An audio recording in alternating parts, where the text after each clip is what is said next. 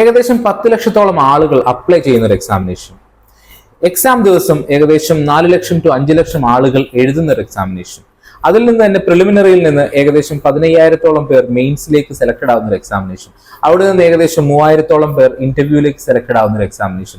അവിടെ നിന്ന് 1000 പേരുടെ റാങ്ക് ലിസ്റ്റിലേക്ക് എത്തിച്ചേരുന്ന അവസാന ജേതാക്കൾ. ഇങ്ങനെ ഒരു എക്സാം ആണ് നമ്മളുടെ സിവിൽ സർവീസസ് എക്സാമിനേഷൻ എന്ന് പറയുന്നത്, അല്ലെ? അപ്പോൾ അത്രയും ചലഞ്ചിങ് ആയിട്ടുള്ള ഒരു എക്സാമിനേഷൻ ആണ്. അപ്പൊ അതിന്റെ പ്രിപ്പറേഷൻ എത്രയും സ്ട്രോങ് ആകണം എന്നുള്ള കാര്യം നിങ്ങൾക്ക് തന്നെ മനസ്സിലാവും. അപ്പോൾ ഒരുപാട് ആളുകൾ ഈ എക്സാമിനേഷന് വേണ്ടി പ്രിപ്പയർ ചെയ്യുന്നുണ്ടെന്നുള്ള കാര്യം നമുക്കറിയാം.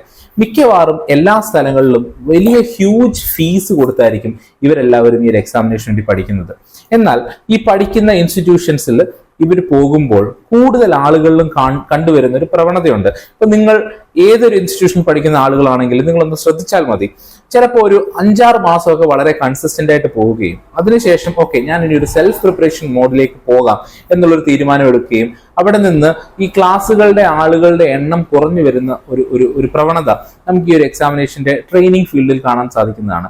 അങ്ങനെ നിങ്ങൾ ഈ 6 മാസം മാത്രം പോയിട്ട് പഠിച്ച് അവിടെ നിന്ന് ഈ പറഞ്ഞതുപോലെ സെൽഫ് സ്റ്റഡി മോഡിലേക്ക് പോകാനാണെങ്കിൽ നിങ്ങൾ എന്തിനാണ് ഇത്രയും ഹ്യൂജ് ഫീസ് കൊടുത്ത് ഈ ഒരു ഇൻസ്റ്റിറ്റ്യൂഷനിൽ ജോയിൻ ചെയ്യുന്നത്? പേഴ്സണൽ ചോയ്സ് ആണ്, എല്ലാവരുടെയും പേഴ്സണൽ ചോയ്സ് ആണ്. പക്ഷെ ഞാനൊരു ജനറിക് ക്വസ്റ്റ്യൻ ആണ് ചോദിക്കുന്നത്. ഇത്രയും ഫീസ് കൊടുത്ത് നിങ്ങൾ എന്തിനാണ് ഒരു ഇൻസ്റ്റിറ്റ്യൂഷനിൽ ജോയിൻ ചെയ്യുന്നത്? നിങ്ങൾ അത്രയും ഫീസ് കൊടുക്കുന്നുണ്ടെങ്കിൽ ഡെഫിനറ്റ് ആയിട്ടും ആ ഫീസ് നിങ്ങൾ ഉപയോഗിക്കണം. അതിന്റെ അവസാനത്തെ ക്ലാസ് വരെ, ആ ഒരു ഇൻസ്റ്റിറ്റ്യൂഷൻ പ്രൊവൈഡ് ചെയ്യുന്ന അവസാനത്തെ ക്ലാസ് വരെ നിങ്ങൾ അറ്റൻഡ് ചെയ്യുക എന്നുള്ളത് നിങ്ങളുടെ ഉത്തരവാദിത്വമാണ്. കാരണം നിങ്ങൾ ഓരോരുത്തരും ജോയിൻ ചെയ്യുന്നത് ഒരു പർപ്പസിന് വേണ്ടിയിട്ടാണ്. ആ പർപ്പസിനെ ഹെൽപ്പ് ചെയ്യാൻ വേണ്ടിയിട്ടാണ് ഓരോരോ അക്കാഡമീസും അല്ല ഓരോരോ ട്രെയിനേഴ്സും ഒക്കെ ഇരിക്കുന്നത്. സോ അതിനെ നിങ്ങൾ ബഹുമാനിക്കുകയും അതിലേക്ക് ജോയിൻ ചെയ്യുകയും ചെയ്യണം. ഞാനിത് പറയാൻ കാര്യം, നിങ്ങൾ ഒരുപാട് ഫീസ് കൊടുത്ത് പകുതിക്ക് വെച്ച് ഇട്ടിട്ട് പോകാനാണ് നിങ്ങൾ ഇങ്ങനെ ഒരു അക്കാഡമിയിലോ അല്ലെങ്കിൽ ഒരു ട്രെയിനിങ് സെന്ററിലോ ജോയിൻ ചെയ്യുന്നതെങ്കിൽ നിങ്ങൾ എന്തിനാണ് ജോയിൻ ചെയ്യുന്നത്? സോ അങ്ങനെയുള്ളവർക്ക്, അങ്ങനെയാണ് നിങ്ങളുടെ മൈൻഡ് സെറ്റ് പോകുന്നതെന്നുണ്ടെങ്കിൽ നിങ്ങൾ മനസ്സിലാക്കേണ്ടത് ഇതിനകത്തെ കോണ്ടന്റ് എന്തൊക്കെയാണെന്നാണ്.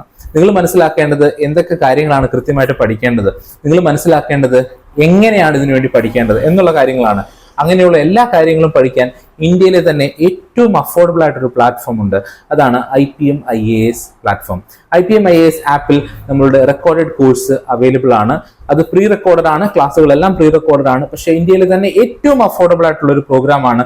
നിങ്ങൾക്ക് എല്ലാവർക്കും IPM IAS അക്കാഡമിയുടെ ഈ ഒരു കോഴ്സ് ചെക്ക് ചെയ്യാവുന്നതാണ്. അതിന്റെ ഡിസ്ക്രിപ്ഷൻ താഴെ ലിങ്കിൽ കൊടുത്തിട്ടുണ്ട്.